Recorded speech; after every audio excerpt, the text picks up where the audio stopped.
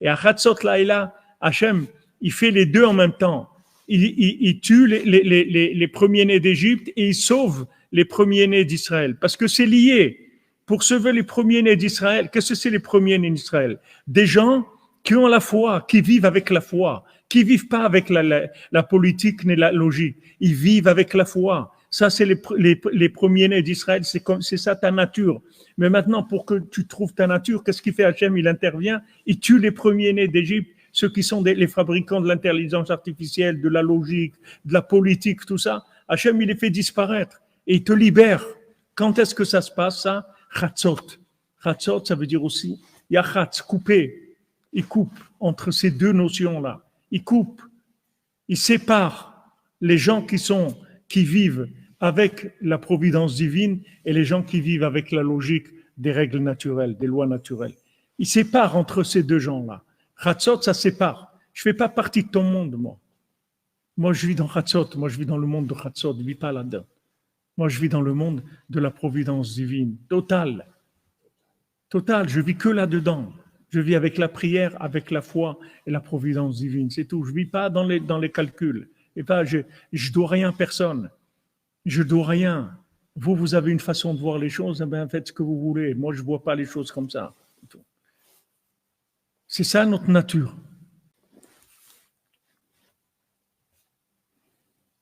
Donc, Achatzot, c'est quelque chose qui va détruire, casser, annuler la conscience de la logique. C'est-à-dire, cette conscience de la logique, ces dossiers, ces théories politiques, ces théories de guerre, ces théories de toutes les théories qu'il y a dans le monde qui viennent des lois naturelles. Alors, quand on se lève à Chatzot, on fait dominer la conscience de la providence divine. Quand on se lève à Chatzot, on acquiert confiance en Dieu. On vit avec la confiance en Dieu dans la journée. On a besoin de quelque chose, Dieu il va aider. Dieu il va aider pour tout. Dieu il va s'occuper de moi. Dieu s'occupe de moi. C'est lui qui. Moi je fais ce que j'ai à faire et Dieu il est avec moi. C'est tout. Je fais ce que je peux faire et Dieu il m'accompagne. Il m'ouvre les portes, il me fait réussir, il me protège de mes ennemis, il m'amène la bénédiction. C'est tout. C'est cette attitude qu'il faut avoir. Ça c'est Chatzot qui donne cette attitude-là. C'est vraiment de la Géoula, c'est-à-dire des moments de délivrance totale. Shehem Prinat Bechoré Bnei Israël, qui sont les premiers-nés d'Israël. Voilà les premiers-nés d'Israël. Donc, avec ça, vous comprenez ce qu'on est en train de vivre aujourd'hui et vous comprenez pourquoi ça fait mal, parce qu'il doit y avoir une séparation. Il faut qu'il y ait une séparation. Il faut comprendre que on n'a pas à se mélanger avec qui que ce soit. Notre façon de voir la vie, c'est la conscience de la providence divine. Nous, on vit avec la Emouna. Il n'y a pas à se comparer à qui que ce soit. Les gens, ils ont des théories dans le monde. Très bien qu'ils fassent ce qu'ils veulent. Nous, on n'a rien à voir. Nous, on est premiers-nés d'Hachem. Nous, on vit au-dessus du ciel. On est là, mais on est des extraterrestres. On n'est pas des gens de ce monde. On vit comme des extraterrestres. Des gens venus de l'au-delà. Ces gens-là venus de l'au-delà et qui vivent avec uniquement la Shgacha Pratit, c'est tout. Donc ça change tout dans la façon de vivre. Et tant qu'on va se déguiser en égyptien, ça va pas marcher. Ça va pas marcher. Eux, ils vont s'énerver, nous, on va s'énerver, le monde entier va s'énerver. Il ne faut pas te déguiser en égyptien, tu n'es pas un égyptien. Tu n'es pas un égyptien. Vis comme un enfant de Dieu, ne vis pas comme un égyptien. Et là, tu vas voir que tous les problèmes vont se régler.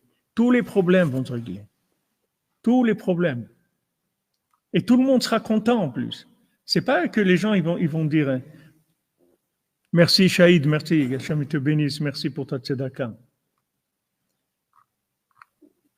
Il ne faut pas avoir peur. Il ne faut pas avoir peur. Mais vous voyez, Madame Matoulila, qu'on est des extraterrestres. Qu'est-ce qu'on est en train de faire maintenant là? Un extra, on ne vit pas quelqu'un de normal, il n'est pas réveillé à 3 heures du matin en train d'étudier Aumann branché sur ça. Oui. Tout le monde sera content. C'est ça que les gens, ils ont peur, ils croient que le monde ne va pas être content. Mais les gens, ils seront contents. Ils seront contents. Le monde entier demande, débarrassez-nous de ce problème des Palestiniens, débarrassez-nous de ça, faites ce qu'il y a à faire. Prenez Gaza, c'est Eretz Israël, développez. Vous voulez qui travaillent s'ils veulent travailler, mais prenez vos responsabilités, faites ce qu'il y a à faire. Tout le monde sera content et eux-mêmes ils seront contents. Eux-mêmes, les Palestiniens eux-mêmes, ils se plaignent. Ils disent comme on était bien avant. On vivait avec les Juifs, on avait du travail, on avait de quoi manger, on était bien. Depuis qu'il y a ce Hamas et tout, on vit comme on n'a pas de vie. Il faut prendre sa place. Tout le monde sera content.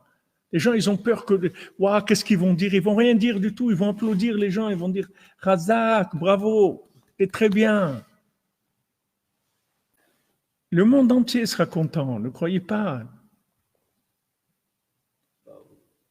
Ne croyez pas que les gens ils vont nous en vouloir. Au contraire, c'est maintenant qu'ils nous en veulent parce qu'on n'est pas à notre place. La locomotive, il faut qu'elle soit à sa place. Et la locomotive, elle essaye de faire comme des wagons.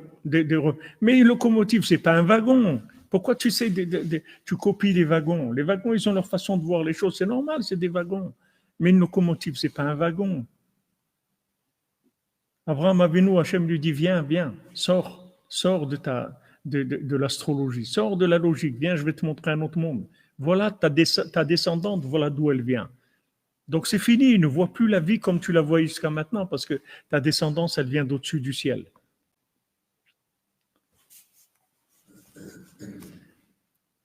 C'est vrai qu'il le voit petit à petit, c'est vrai, mais ce petit à petit, ça coûte cher.